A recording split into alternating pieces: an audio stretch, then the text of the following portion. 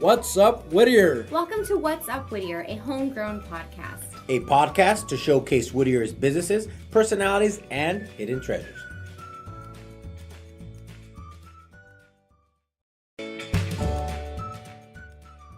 Hey neighbors, producer Christine here with this week's community corkboard announcements.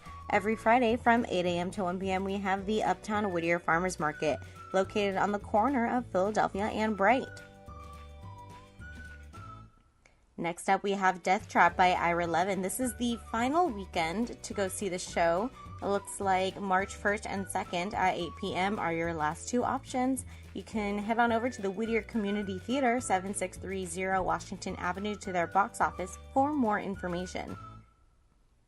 Homeowners, did you know that as of January 2017, you can now add a second unit on your property? You can rent the smaller second unit while you live in your primary home. And then later on, when you no longer need your huge home, you can rent it out and move into the smaller second unit. J2 Architects presents a workshop on March 2nd. It will be held in Uptown Whittier, so please be sure to call or text 562-522-0056 for more information and to RSVP today. I love Paris. Join Bridge of Faith for their annual fashion show fundraiser, and this year's theme is I Love Paris. It'll take place Saturday, March 2nd from 11 a.m. to 2:30 p.m. at the Ritz Gardens, 11201 First Avenue. You can pick up your tickets at the Upscale Collectibles in Uptown Whittier, which is located on the corner of Greenleaf and Walnut, or you can show up. Just kidding, you cannot show up. Reservations are required, and it is $40 a ticket, so please call 562-322-5265 or mail your check to P.O. Box 9105 Whittier, California. And again, all proceeds will benefit Bridge of Faith, where our mission is to empower girls and women who have aged out of foster care or are facing homelessness. For more information, visit bridgeoffaith.org. Alrighty, everybody, I'm telling you, I am obsessed with the Knotted Apron. They have great contemporary cooking classes, so let me give you a few right now. On March 7th, there is the Steakhouse class. Tuition is $65. Again, it's March 7th at 7 p.m. You can purchase your tuition online. We will post the link below in the description. But let me tell you a little bit about the menu. First, you'll learn how to make a tomato salad. Then you'll have roasted potatoes with infused garlic chili oil. You will learn to cook a pan-seared asparagus with lemon butter. And of course, you're going to make steak. You're going to be basting with thyme, rosemary, and butter. And then you'll finish off with a flambe of seasonal fruit. Alright, so steaks aren't your thing? What about easy healthy meals? Well, lucky for you, Chef George Caldera also has easy healthy meals on March 14th at 7 p.m. Again, the cost of the tuition is $65. For this menu, you'll learn how to do quinoa with roasted squash, a lemon bulgur salad, roasted honey and walnut chicken, and a chocolate chia seed pudding with cashew cream topping. Again, visit theknottedapron.com, and all classes are located at the Knotted Apron, 6712 Greenleaf Avenue. On Saturday, March 9th from 8:30 a.m. to 11:30 a.m., Couture Salon and Spa presents The Empowered Woman, an interactive and empowering workshops whose proceeds will benefit the My Refuge House. If you remember when Eileen Rodriguez was on our podcast, you can listen and learn a little bit more about Couture Salon and Spa's mission and how they help My Refuge House and their mission, which is a wonderful organization that helps human trafficking victims learn how to do hair skills. So that's really cool. The event is $40 and 100% of the proceeds goes back to My Refuge House. From 9 a.m. to 9:30, you will have the Booty and Abs class taught by Adina from Michael Seril Fitness. At 9:40 to 10 o'clock, you'll have yoga with Melanie Salas. From 10 a.m. to 10:30, you will have an empowering speech by speaker Jennifer Naranjo. And from 10:30 to 11:30, enjoy brunch, raffles, and networking. Check out the link below. Do you absolutely love the art stroll in Uptown Whittier? Well, lucky for you, there's another one on the calendar Wednesday, March 13th from 5 to 9 p.m.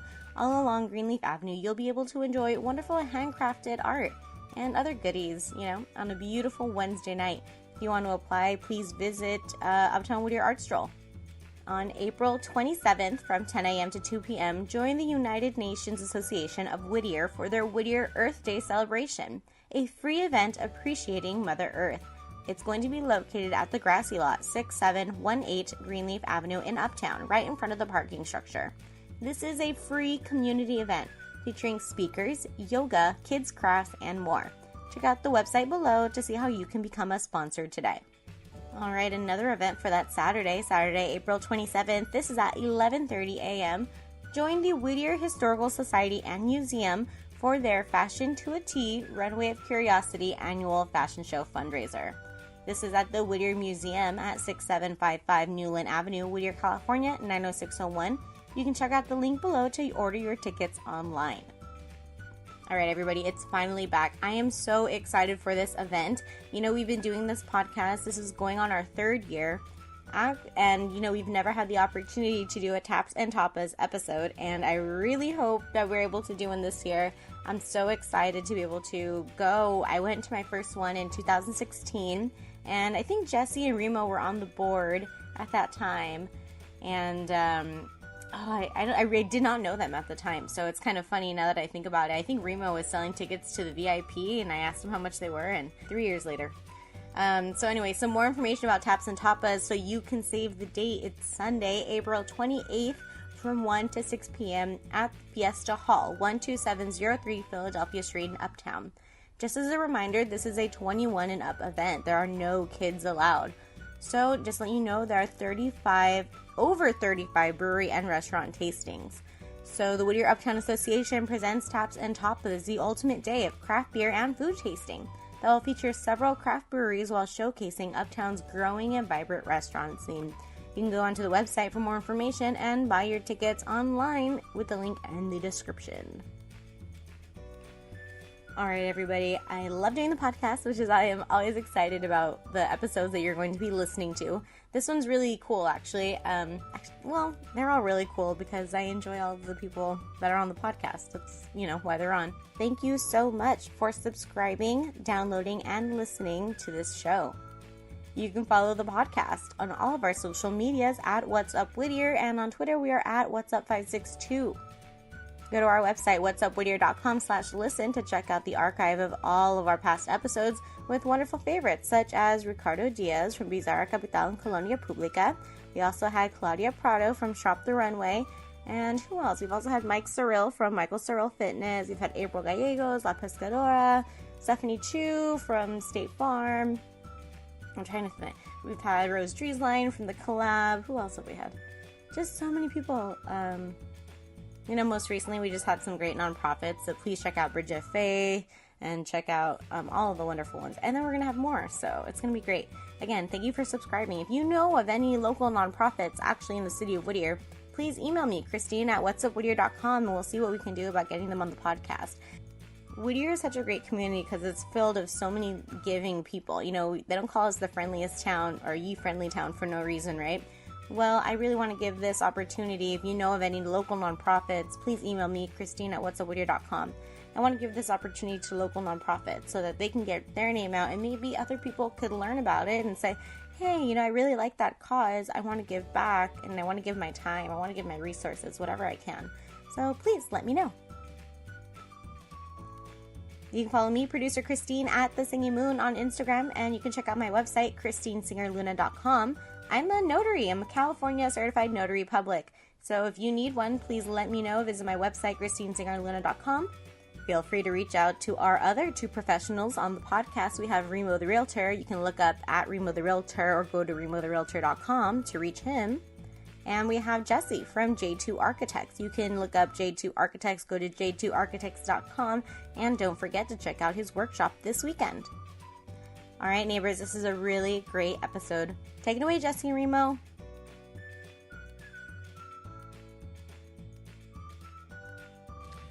What's up, Whittier? Dun, da, da, da. Jesse, I'm back. You're back. By popular demand, you were That's voted right. back in. There was the poll had 200 people, and all of them said yes. Actually, Christine, They're all my wife and my mom. Your wife's friends. Yeah, you know, we ran an ad to everyone put yes. Well, no, it's funny because I don't know if you know this, Christine. Remo was watching us live.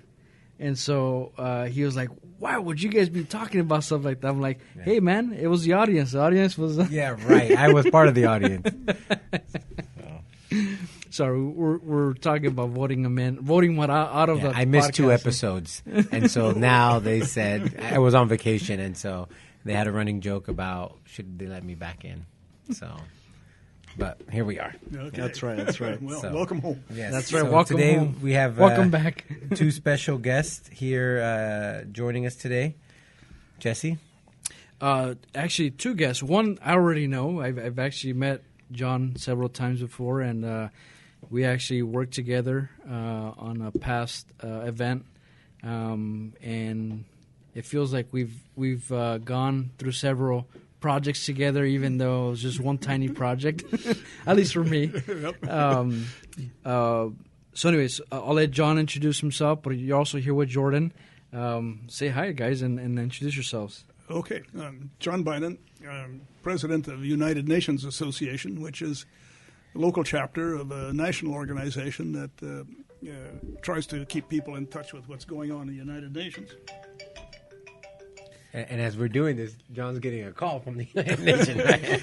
So I put the United Nations on hold. Yeah. Anyway, the UN had done a lot of original, mobilized a number of scientists to try to find out what was going on with climate change and global warming. And so they mobilized about 300 scientists and did a lot of research and set up an elaborate program. And it's really from there that we begin to understand the problem we're facing. So we're a local chapter, and since the UN is concerned with climate, the local chapter is concerned with climate, and so we do what we can. Particularly, we sponsor the Earth Day, and this year we're joined by Jordan, who has her own initiatives and her own training in the field. So we've got a good team. Nice. Hello, I'm Jordan. I've lived in Whittier my whole life, and about a year ago, I just decided that there were some things that I wanted to see happen in the community, so I just started it, and that was with Instagram. And then through going through the climate reality training with Al Gore and doing a couple little events, I met John, and now just on board doing environmental things. Very cool. Very cool. Yeah, she organized a little march up and down Greenleaf, and so I joined the march, and that's how we got to know each other. Nice. Very cool. So the United Nations. So I here's me being really naive. I hear United Nations, and I'm thinking there's a summit that's happening somewhere. How does that interact, or what is really the United Nations? Well, that would require about 45 sessions here to explain, but Session 1. Session 1, basically. United Nations has a political things where they do meet and try to make decisions. The Security Council, that makes the news. But basically what the United Nations is there's a secretariat. There are people within the UN who work on supporting almost any activity of any ministry of any country on earth. In other words, if you're a ministry, if you're a country, and you have a program for youth, there's some place in the UN system you can go to and get advice. So this happens to be a case where, climate and science is a problem, so you can go to the United Nations and find out something, and what they do is they pull together the technical expertise to try to share information from one country to the next so that everybody can raise their average level.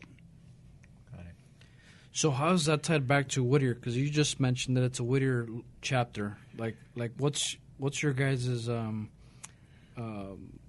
guess mission statement or what's the right word? Yeah, that's good. So Jordan, your slogan was? My slogan for Whittier was? Cleaner, Greener Whittier. That's my Instagram. That's just kind of what I have been trying to push for. But United Nations. Well, our slogan for Whittier was a little different. It was greener, leafier, carbon-free Whittier. Oh.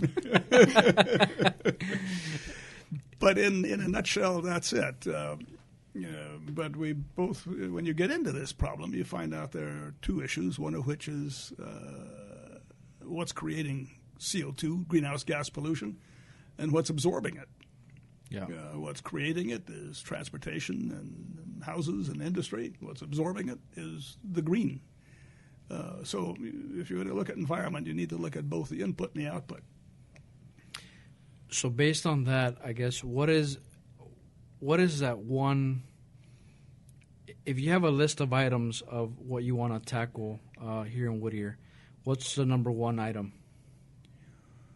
Well, if we take a look at greenhouse gases in Southern California, and it's a little hard to isolate Whittier from Southern California since we're surrounded by city. Yeah. But the biggest greenhouse gas producer, like about 50% of it, is coming out of our transportation.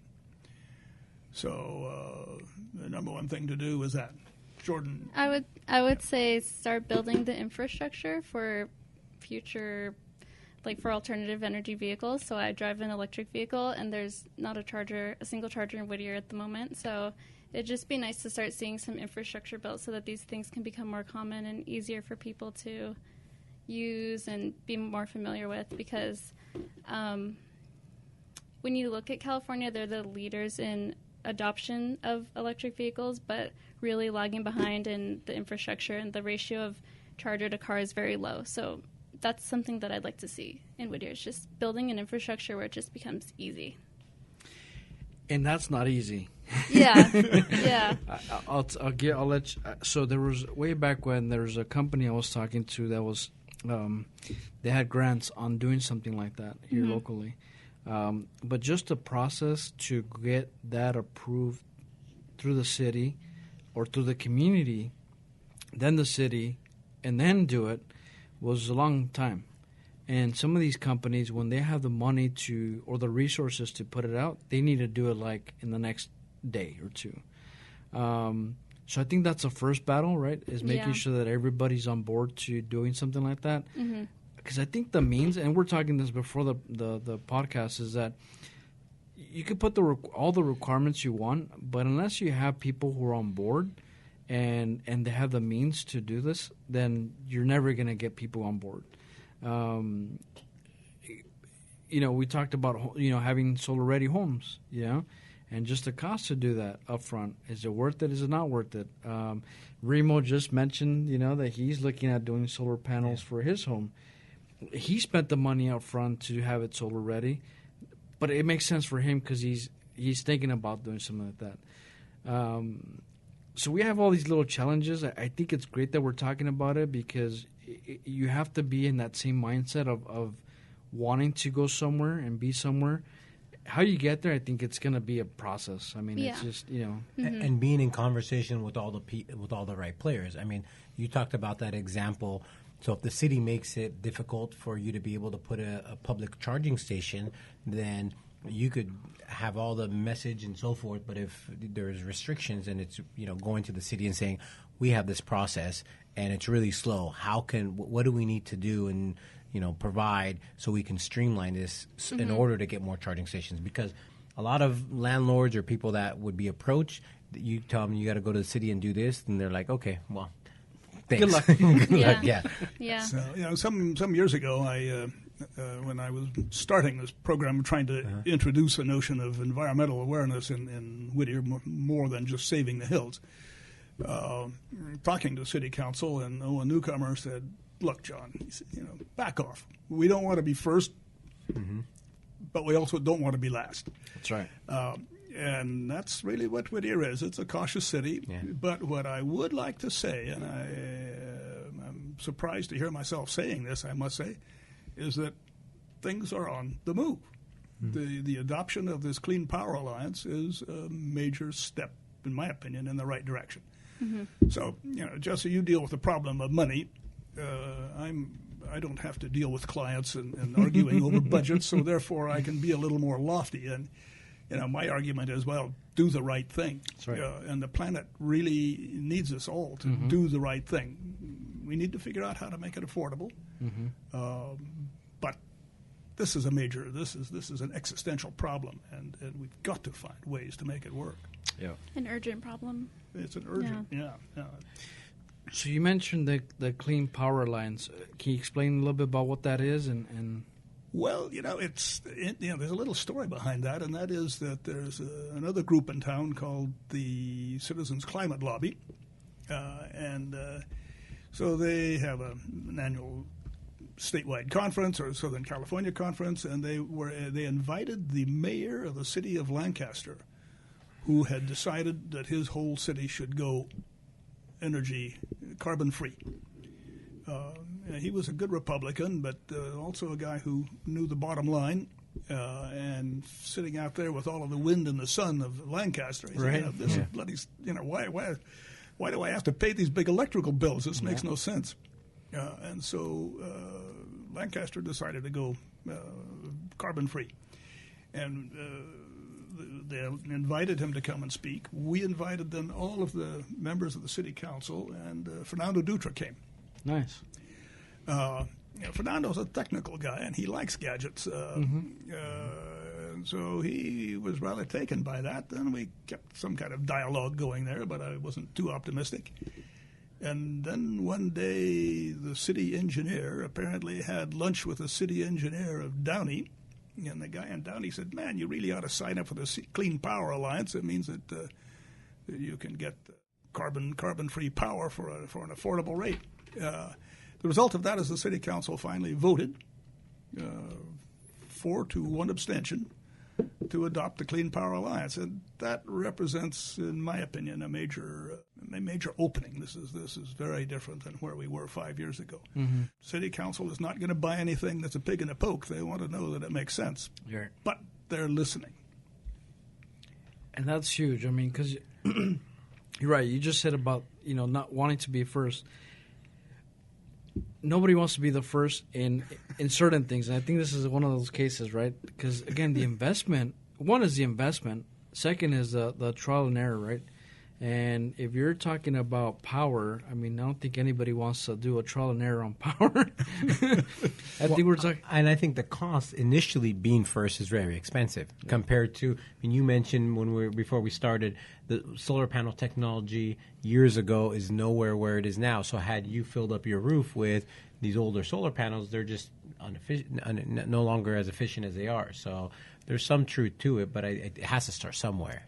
So that percent being 50%, we talked about the transportation. What would be a solution to getting that reduced? Is it changing the buses? Is it changing vehicles? Is it making tighter restrictions on what kind of O2 is pushed out by these vehicles?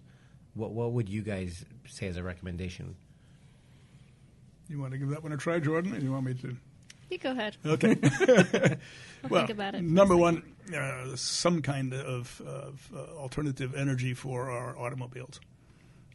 Those are the big consumers, and the electric vehicles are a step in the right direction, provided we're generating the electricity with renewable sources. If we can generate electricity with wind and solar, then electric automobiles make sense. The other option, which is kind of the sleeping giant, is hydrogen-powered fuel cells. That's trickier because installing the hydrogen power stations is more expensive, and it's been slow to come. But once we deal with the automobiles, the second thing is going to be the trucks. And electric doesn't make a whole lot of sense for trucks because range. The question of range and also the port. Now, actually, it's worth going to Long Beach and talking to the guys at the port. They have made a huge effort to reduce their carbon footprint. And I don't know exactly what those steps were that they took, but they had a lot of diesel-powered vehicles that were ferrying stuff around the port, and they have managed to replace that with electric, particularly with electric-powered vehicles. A couple of days, yesterday I think they had a big thing that the Long Beach port has started going more automative, and so everything's electrical. The big trucks, the containers are being transported by not people anymore. They're just machines in a sense, and they're all electrical. So, I had not heard that. Are the union machines? Oh, that was that was the conversation. Is now the union's like, well, you guys are replacing us, but these are electrical trucks that have their own built-in GPS, and they're moving containers around with no human interaction. So, oh man. So anyway, but in your world, Jesse, the other sort of the second major consumer is houses, buildings. Yeah. And there we can we try to encourage people to retrofit their house so that it will be energy efficient, which means changing the windows, insulating the walls and the windows, and there are companies, contractors who specialize now in doing energy efficient buildings. It's an exciting bunch. Well, again, we talked about that earlier. For my clients, specifically on the home side, when they always ask me about solar panels and what it would take to add solar panels, my response is always, well, first, before you install the panels, is exactly that. Make your home as efficient as possible first. Spend the money there. So buy new efficient appliances, Energy Star appliances, replace the windows, insulate the walls, the attic, all that good stuff. After that, if your bill is not reduced by a good fraction, then at that point you could replace it with solar panels. One of the exciting things, one of these companies I got to talking to, and they said, well, come, we'll do a little demonstration on your house. Yeah. And so they came and did infrared the camera, checking with a camera where they can aim this little device at all of the corners of your house and tell you exactly where it's leaking energy. Yeah. And they put a fan in one of the doors, and so they increase the pressure inside the house, and they see where it's leaking out. It's really fun to get done, and usually the contractor, they might charge somewhere between $250 to $500 to do it, but if you give them some work, then they write it off. Yeah. So that's something I think we should really encourage. And it's sort of like shooting fish in a rain barrel, that one. It doesn't get us involved with a lot of complicated, extraneous things. Does it need to be that technical for the normal person? So, and the reason why I ask that is if you have inefficient windows, should you just spend that $200, $500 towards the windows and not, or should you? That's like being sick and going to the doctor and saying you're going to spend money on aspirin. Not a good way to spend your money. Yeah. These guys really know what they're talking about. They are not giving an opinion. They are giving you information. Got it. Which is solid. Got it. Okay. Yeah. Now, in terms of, again, we're talking about transportation, but what else is, one of your kind of mission statements, you talked about greener or leafier, right? Leafier right, okay. Community. What are you guys doing for making them more leafier? We have a lot of trees. I don't know where else you go. Yeah, we're the city of trees. Yeah. I work for a nonprofit, A Cleaner Greener East LA, and they're partnering with other groups to plant trees in Whittier, unincorporated Whittier. Oh, nice. So they're trying to give them some attention because as we were going around collecting, talking to the residents there, they've had a difficult history with the trees that they were planted there before. So They were, they broke the sidewalk and they ruined the pipes, and so most of them were cut down, so they're heavily lacking in trees in that area, and especially being near the freeway. So this grant is to plant them in that area and ones that are non-invasive to try and supplement what they're lacking. So, would you know what the recommended tree is, replacement tree is? The reason why I ask is I want to go down my neighborhood. That's exactly what I have in my neighborhood. You pull up in this block and it's a sad block. Yeah. But it's because when they planted the trees, they planted them right next to the water line. Yeah. And everybody tore them down because it was tearing up the water line. Yeah. And so when we were talking to the residents, they had this attitude that was kind of like, oh, not another tree. Exactly. It was a headache for them. So I was trying to encourage them and saying, they made the mistake. They're trying to fix it now with planting these ones that are better. They're not going to cost you, they're not going to use a lot of water. They're not going to tear up. So the tree species that they're planting now, they have some smaller ones and some bigger ones. Crepe myrtle and purple orchid are two that are the smaller ones that they're going to be planting. So. And they're nice trees too. Yeah. They are. And they're shading trees. So again, they're going to be reducing the energy cost of the home. Yeah, I got 4 of those in my home. Aside from giving shade and not requiring a lot of water, they bloom very nice. They do, yeah. Those are the ones with the purple. Josephine. Is it true that when they fall and if they're not cleaned up, they smell though? I haven't noticed it in my house. Are those jacarandas? It's probably a jacaranda. Is that the ones near famous. Starbucks and near your house? Yeah, those ones when they fall and they're not cleaned up, they have a really foul smell. Okay. So, anyways, just in case you wanted to know, Jesse. Thank you for that information, Remo. There's another thing we came across. There's a group which is called the Expanded Emerald Necklace, or Amigos de los Rios. And this operates out of Adina, actually. An interesting woman runs this thing, and she was involved in tree planting in the Whittier Narrows because some of the old trees had gotten a disease. And so they were dying out, and she mobilized the local Rotary Club, and I don't know who else, to go out there and volunteer their time on a Saturday to plant trees in our green space. Nice. And that, in fact, I think, for me, that's kind of the undiscovered beauty of the Whittier area is the Narrows. We all talk about the hills. We all know the hills. We all walk in the hills. But the Narrows doesn't get the same kind of attention. But that's right. Actually, that's wetlands. And from an environmental point of view, it's more important than the hills. Yeah. So we really need to take care of it.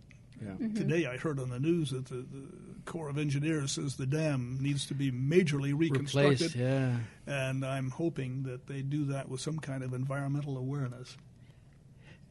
You're right. You know what? That totally makes sense. I mean, this is the time to do it.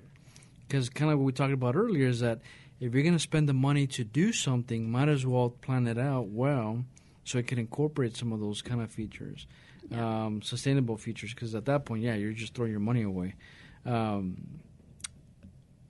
What else? I mean, aside from, I'm trying to go more specific in Whittier. Well, okay. We also talk about land use, which is basically, for example, the maintaining parks or increasing the park area, or even, and this is a good question for you, is this idea of increasing the density of housing in order to reduce the amount of area that is devoted to circulation. Correct.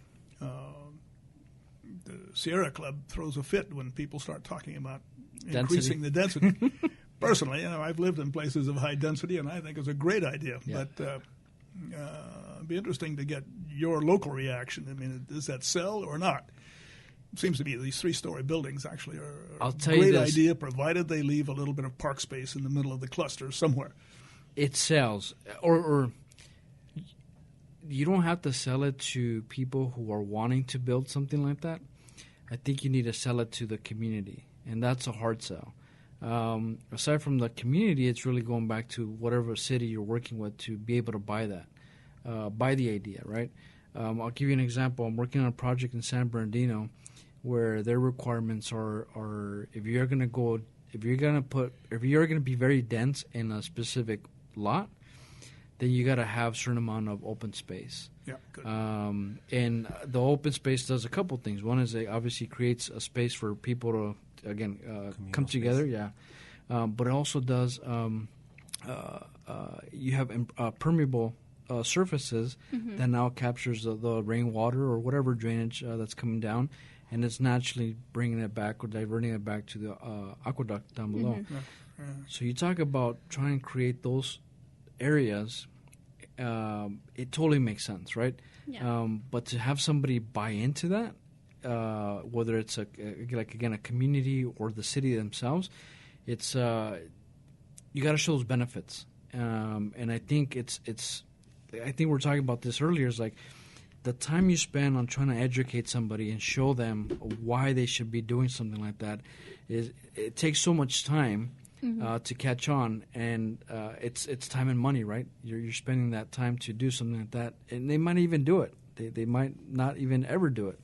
But to be able to have somebody from a city standpoint or community standpoint and buy off on it and support that idea, it'll just pick up, and I think everybody start doing it.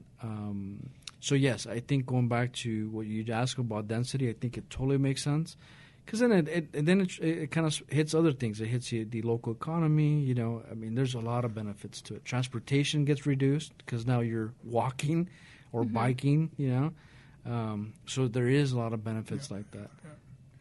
So in terms of our goals, the fourth one was the exchange economy. This has been particularly Megan Hobsa who's been supporting things like the Sustainable Whittier, Sustainable City movement to encourage the free store and encourage people to reuse things. So that is something that we also give some emphasis to just be more efficient on the stuff we have. And that's huge too, because again, you talk about consuming, and we ran out with Amazon. We purchased 2 of everything, right? it's like, do we really need 2? But I think the more that becomes mainstream, right? That more people are doing it, and it's like the cool thing to do. I think it'll catch on. But for now, it's again, you gotta educate people about it. So yeah, it takes a lot of attitude changes. But even things like recycling the garbage has been done, so that we've managed somehow to get the cities to buy into the trash. Yeah. Until the Chinese stopped buying it, and now we've got a problem apparently. But that is an idea that had been sold, and I think that's part of this business of get some kind of control on our consumer society so that we're not so wasteful. Yeah. Well, was that idea of recycling?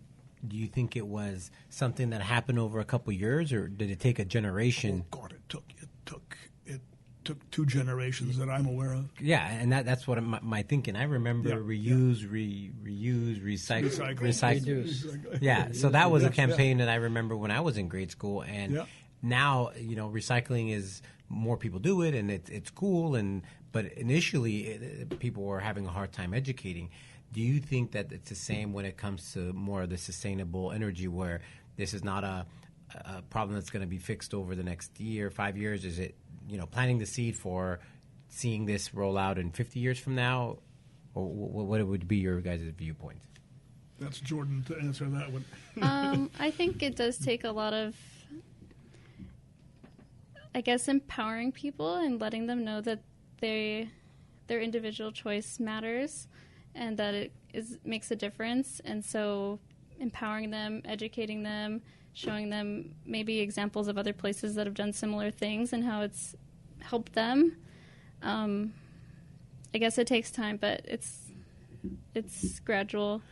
Yeah, what you mentioned earlier with this, getting the city involved and maybe some sort of incentive. So I'm thinking, if I'm a developer, or if I'm someone that's going to invest money into something, and there's the cheaper way of doing it, and then there's the better long way of doing it. I don't mind doing the better long way as long as it makes sense, really financially as well. So if I know cities go in there and offer some sort of reduction on fees and so forth, I think if the city's offering stuff like that, and maybe that might be more the education, because they could get that going a lot quicker than just one person wanting to do it versus, getting a handful of cities wanting to do it. Yeah. Going back to what you just mentioned, Jordan, if somebody's at home listening to this and they want to kind of put in their contribution to our daily reduction of I guess trash, or making our planet a little bit greener, what would you suggest that they could start doing now that would be that would not require a lot of effort?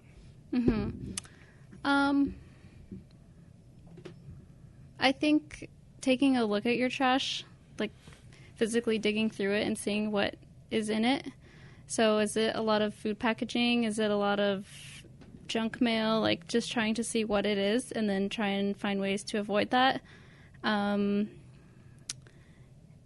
then just trying to work around it and find solutions, because it's pretty simple. Once you take a look and you know what it is that you need to work on, then you can just find simple solutions to make it work.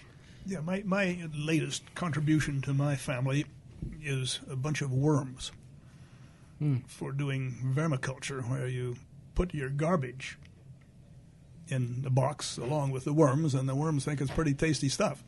Like composting? And it turns it into compost. Yeah, it's just it's a sort of another version of composting. But they have very special worms that do this. And they have teeth, these worms, apparently, so they eat even hard things. Nice. How long does something like that take? I can't answer that question because I haven't really been able to. I harvested some water from this thing the other day. I've been having it for only this exercise like 2 months. But you can drain the water off of it and use the water as fertilizer. But this composter has got a number of layers, and so you sort of do it a layer at a time. And it's just not going to.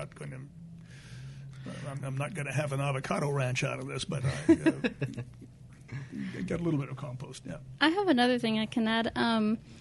Your diet, I think, is very important, and this is what not so easy to change for some people, but you know how they have like meatless Mondays, like something as small as just reducing your consumption of meat and dairy, even if it's a couple days per week or once a week or once a month or one meal per day, whatever you can do, that significantly reduces a lot. So that really counts. Well, explain a little further. How does Remo going Mondays without eating meat and, actually, milk? My wife likes when I don't eat milk, drink milk. So let's get that out there. Okay, so for me, the land that's used for these animals to graze is more land than we use for growing food, for growing crops. So if you think of the amount of land that takes, the amount of water that takes to grow the crops that are feeding those animals, it's a lot. And then from those animals comes methane gas, which is greenhouse gases.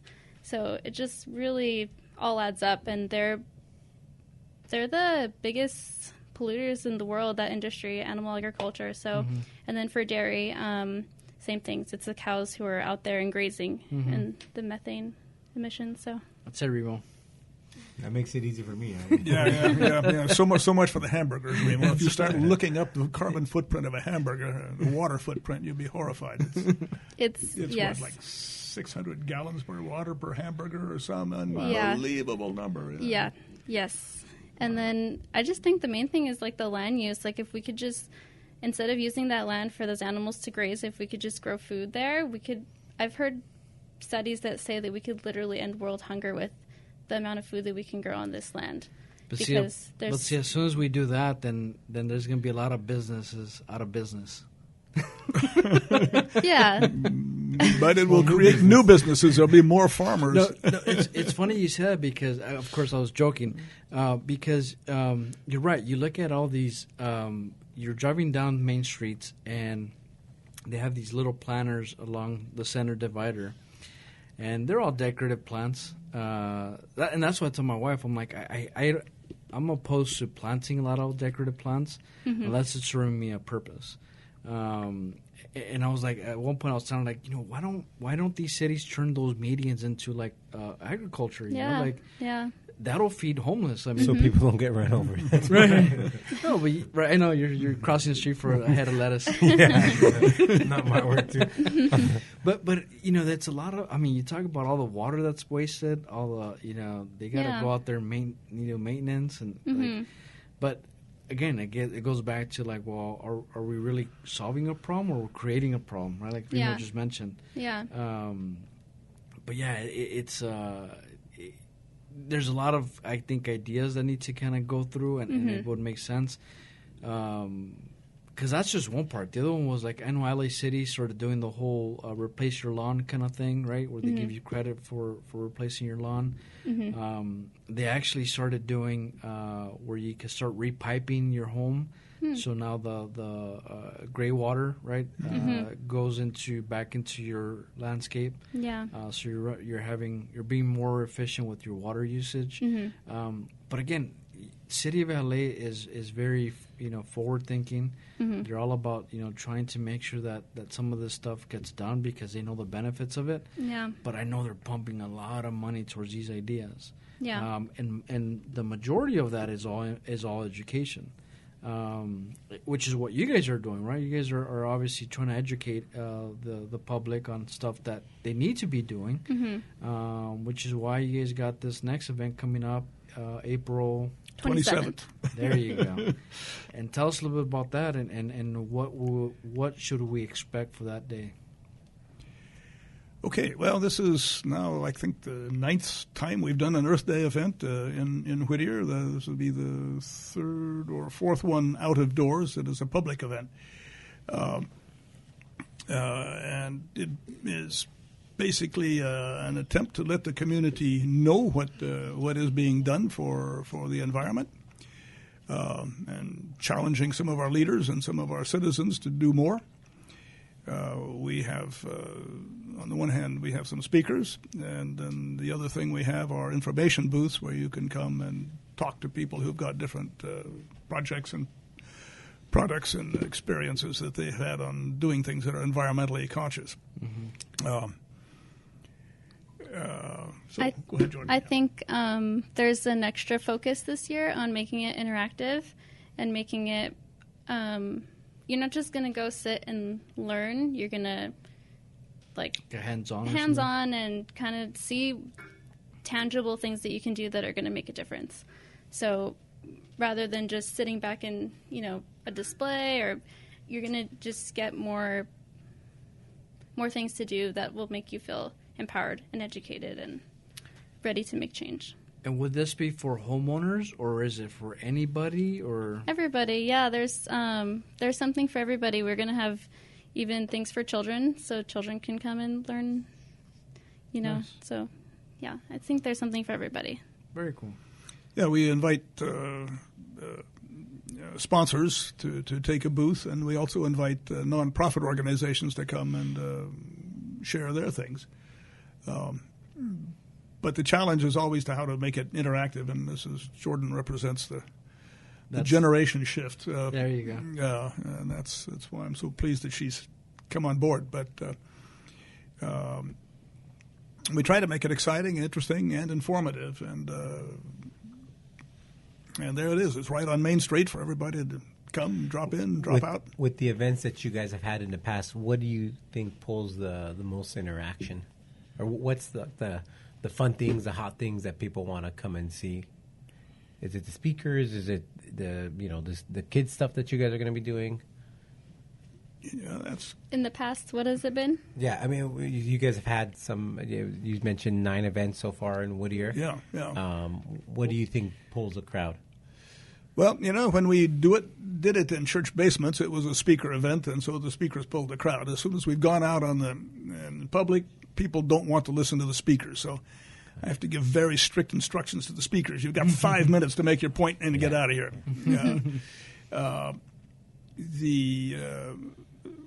Some of the popular booths have been a couple of suppliers of produce.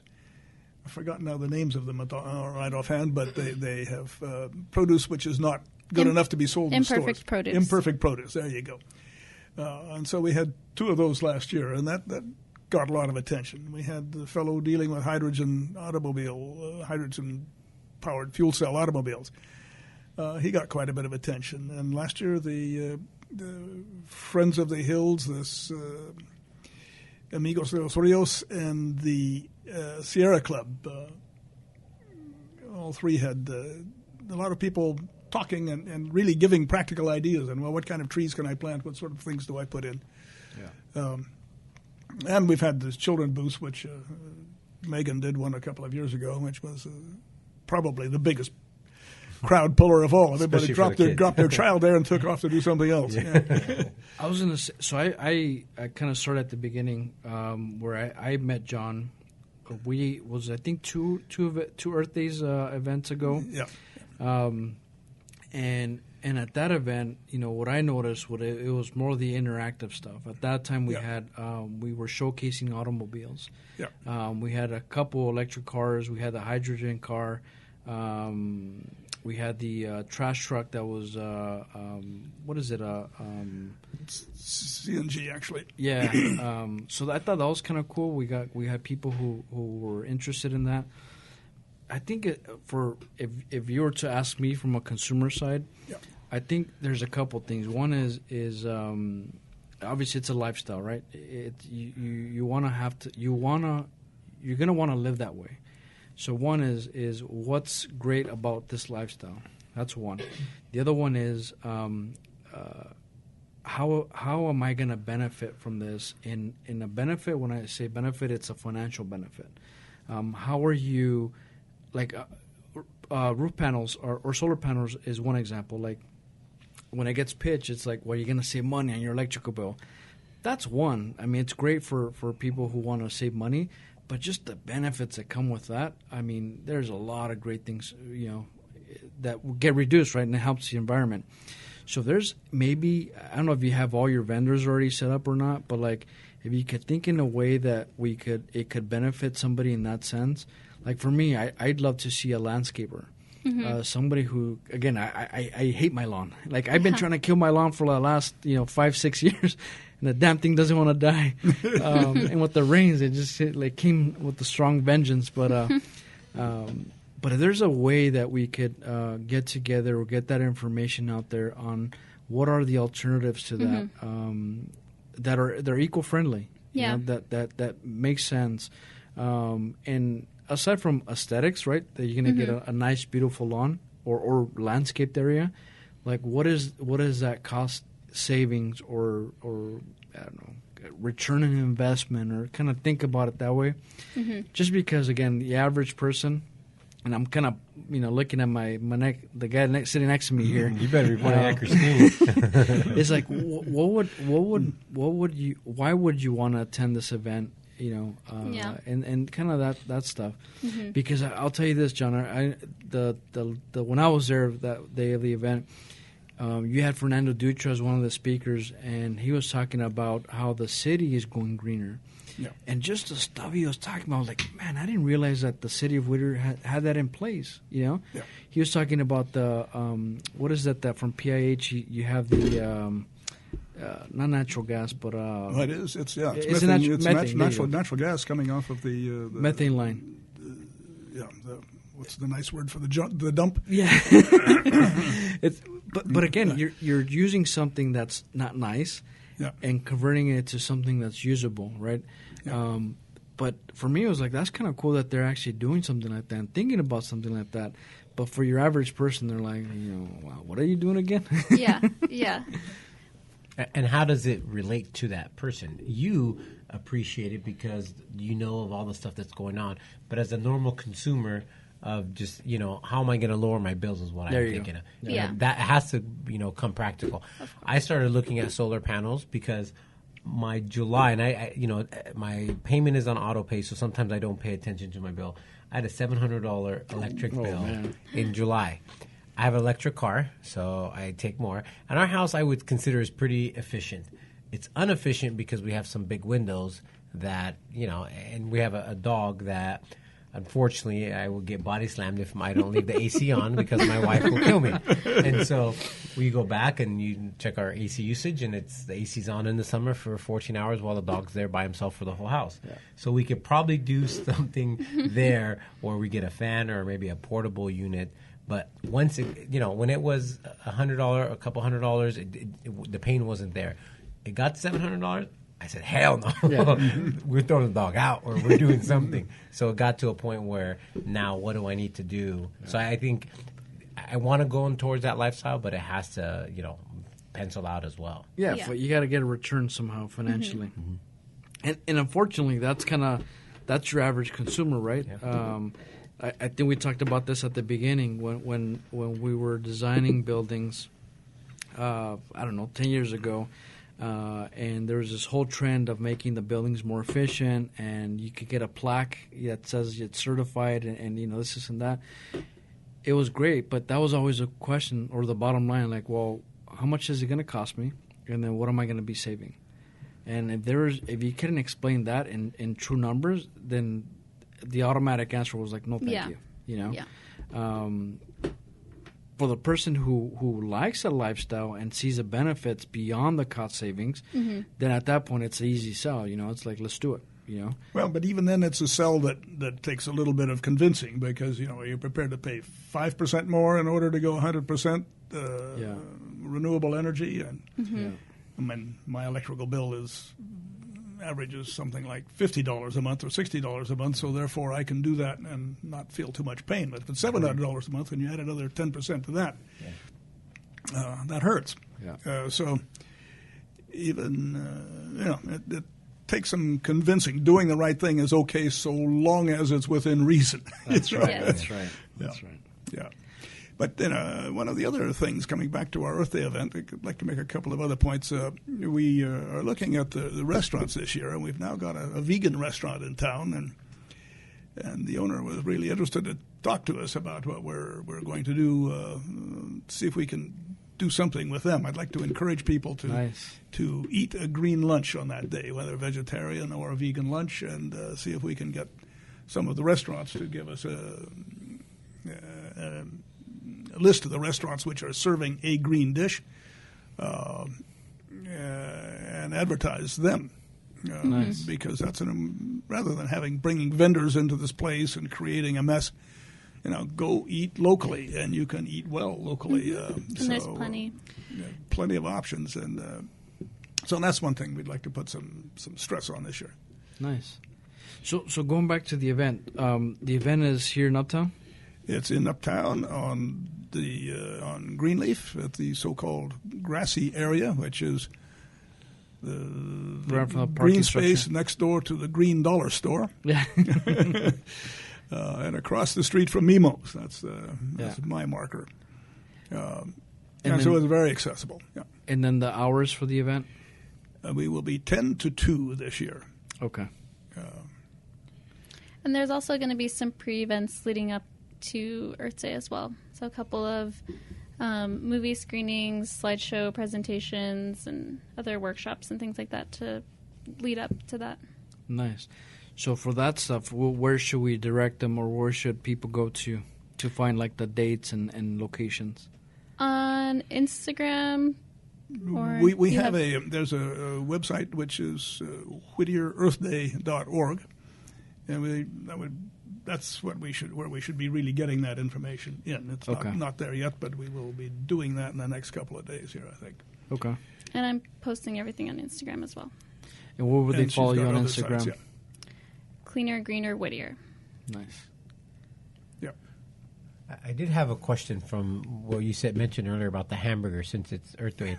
He's hungry. No. What are some of the I know we said the hamburgers on that extreme.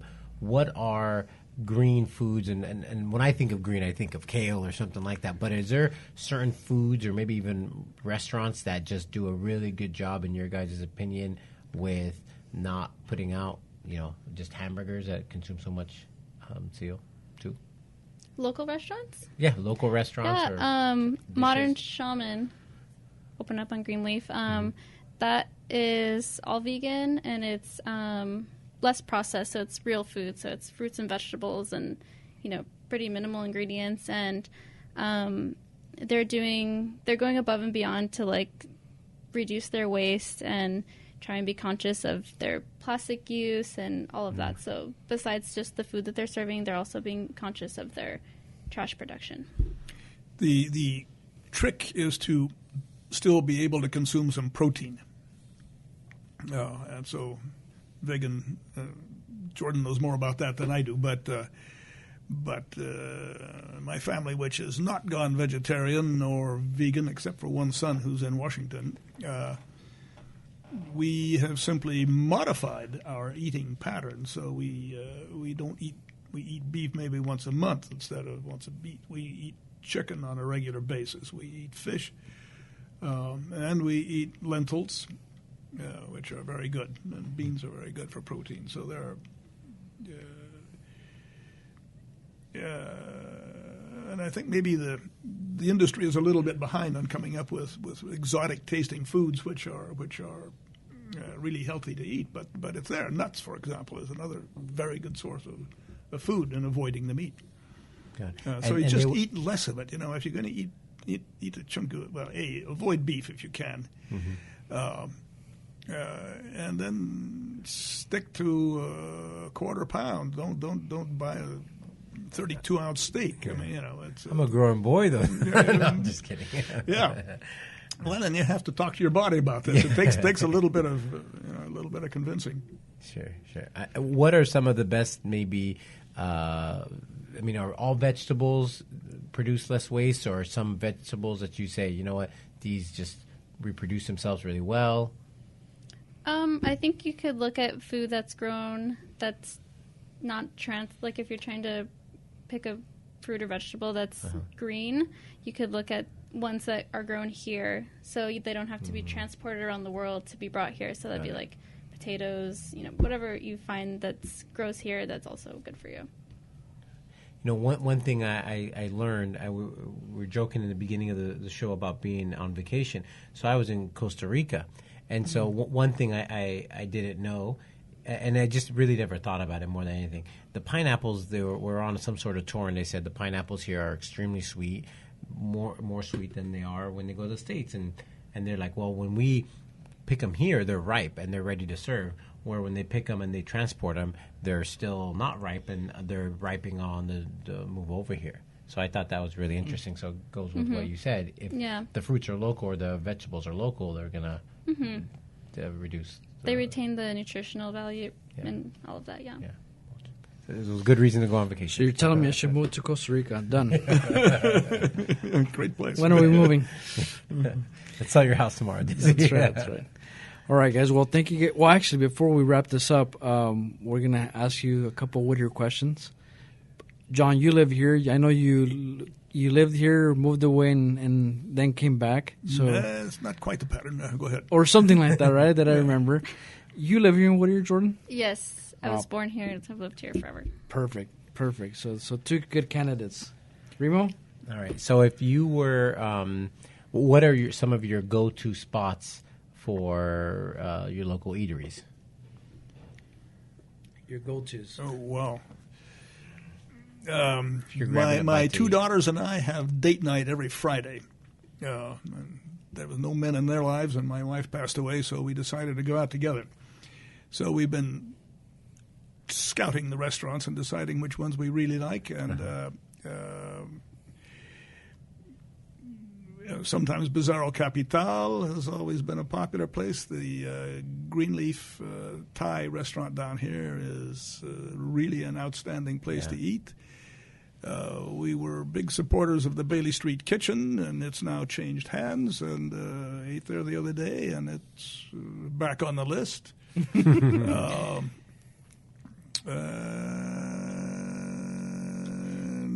We violate our principles from time to time and eat at the Mission Inn. Oh, Mission Inn? With, what's his name? Is it an Italian restaurant? The Italian restaurant, yeah. Fred. With Fred. Yeah.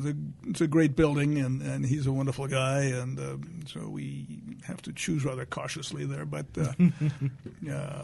so though there are a number of really good restaurants in Whittier, it's not a problem. Nice.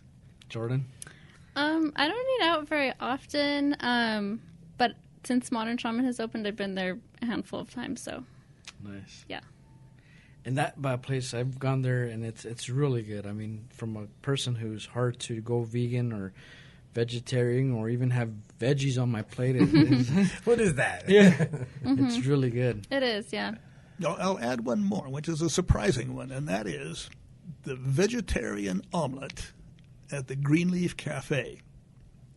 The Greenleaf Cafe is a rather big building. Bank of America? Oh, yeah, okay. Or Wells Fargo? Across from Wells Fargo. Nice. Which has got very sort of popular cuisine. But if you want a decent vegan meal, you can have a vegan omelet there, and you'll walk out feeling really well fed. Or vegetarian. Vegetarian, I'm sorry.